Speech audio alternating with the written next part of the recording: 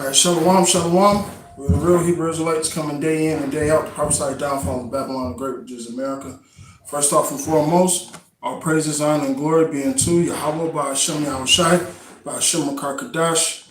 Double honors to the elder apostles of Great Millstone and salutations to the elect, wherever you may be. Brother Shapai coming at you again with a quick lesson to the spirit and power of Yahweh by Hashem Yahushai.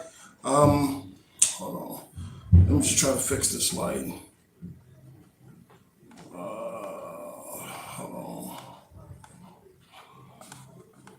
So I can.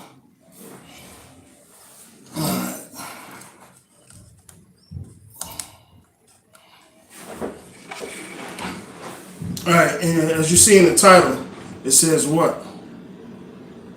Default. Matter of fact, I'll fix the title later. I think.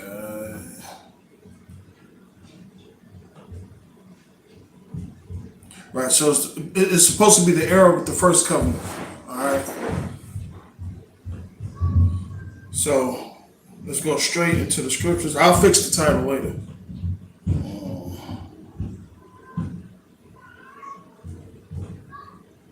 So let's get this.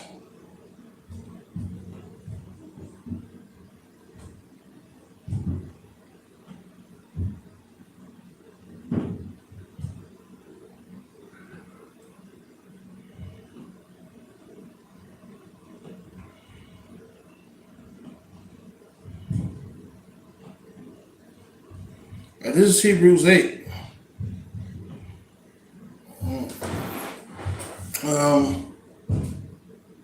Matter of fact, I'm gonna start at 5. All right, it says, "Who?" Let me start at 4. For if he were on earth, he should not be as a priest, seeing that there are priests that offer gifts after the law, who serve unto the example and shadow of heavenly things, as Moses was admonished by Yahweh when he was about to make the tabernacle. For see, saith he, that thou makest all things according to the pattern that I showed thee in the mount, which is what? As it is in heaven, so it is on earth, right? Okay? It says, but now have he obtained a more excellent ministry, by how much also he is the mediator of a better covenant, which is talking about Yahweh Shai being the start of that new covenant, right? Because that's where the grace, kicks in, right? All right. Then shall no place, Shalakin,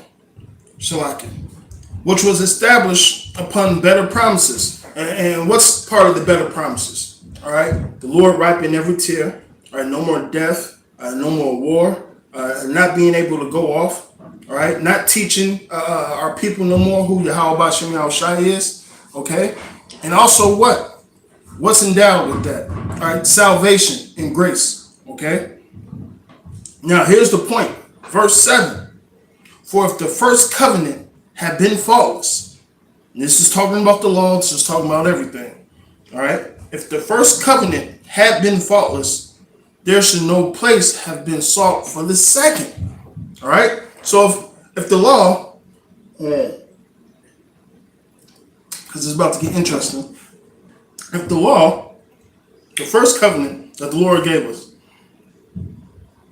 it said if it had been faultless, there should no place be sought for the second. All right. So was there a problem with the first covenant? No, because the first covenant is going to be a part of the second covenant, but there's going to be a difference maker. So let's find out what that difference maker is going to be, right? It says, for finding fault with them, he said, behold, the days come, saith the Lord, when I shall make a new covenant with the house of Israel and with the house of Judah.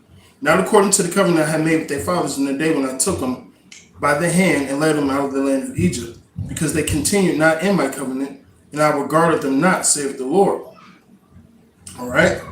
So the Lord said the first covenant, the fault was with us. All right. So let's get something. Let's get this real quick. Jude 1:16. 1:6. And the angels were kept not their first estate, but left their own habitation. He said, reserved in everlasting chains under darkness until the judgment of the great day. So what's the everlasting chains of great darkness? Let's get this.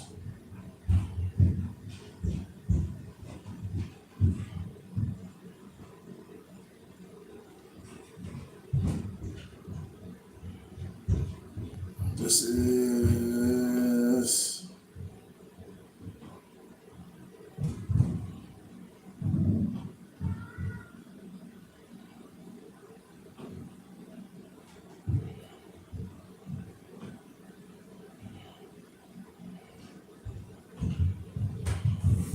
all right.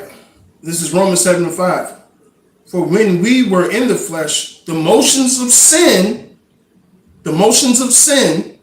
all right, which were by the law, did work in our members to bring forth fruit unto death. So when we get to the kingdom of heaven, we ain't gonna have this no more, man. We ain't gonna have to worry about our flesh going off or sinning or going against the commandments or going against Yahweh Shemel Shai. Why? Because verse 8 says we're gonna have a new covenant written in our hearts, man. Okay?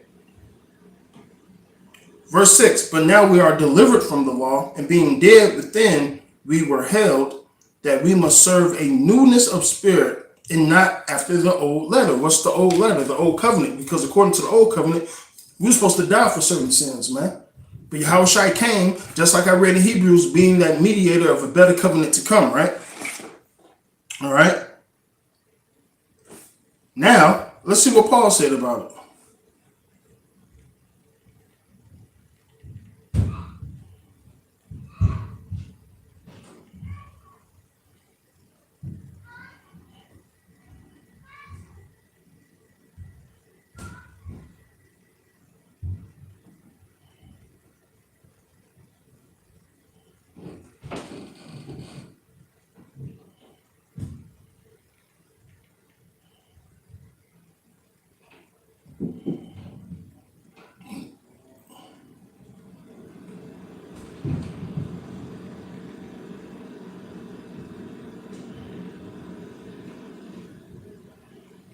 Let's get it.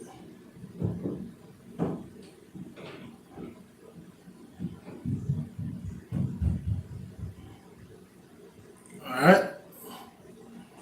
So let's start with Romans 7:13. Was then that which is good made death unto me? God forbid. But sin, that it might appear sin working death in me, by that which is good, that sin by the commandment might be exceedingly sinful. All right, because what did Paul say? I have not known sin but by the law, right? Verse 14. For we know the law is spiritual, but I am carnal, sold under sin. That's the whole point. We're still in this carnal state, this flesh. Okay, we're still in that. Okay. It says, for that which I do, I allow not. And for that which I would, I do not. But what I hate, that do I, which is the sin. All right, so we go off every fucking day. There's no escaping it. Okay? All right? These are called the chains of darkness. This is the condition of the battle. This is the condition of the fight. All right? Verse 16. If then I do that which I would not, I consent unto the law that is good. Now then, it is no more that I do it, but sin that dwelleth in me. Which that's a whole nother segment about sin being the mark of the beast. Which that's a whole different story I'm going to, man. Because according to that means Paul had the mark of the beast. All right. But nonetheless, back to the title. All right, it is sin that dwelleth in us. Why? Because flesh is the what it says, the motions of sin. All right. Verse 19, for the good that I would, I do not, but the evil which I would not, that I do. So therefore, we need a new covenant. Simply put, Therefore, this is after Paul, all right, was taught by Yahweh Shai, after he was blinded, so on and so forth, man. All right? So let's keep on going. Verse 20. Now, if I do that what I would not, it is no more that I do it, but sin that dwelleth in me. I find then a law that when I would do good, evil is present within me. For I delight in the law of Yahweh after the inward man. But I see another law in my members, warring against the law of my mind, and bringing me into captivity of the law of sin, which is in my members. Which is what? The fucking flesh, man. All right? Verse 24. O wretched man that I am, who should deliver me from the body of this death? And that's really the whole point. It's the flesh. That's why we're not fully in the new covenant. Yeah, we have entered into it by what? Believing, having faith, which Yahweh Hashem Al-Shai is going to show that grace. But we're not totally into it, man. All right? This is something that is, hey, we're going to have to be changed in the twinkling of an eye, man. All right?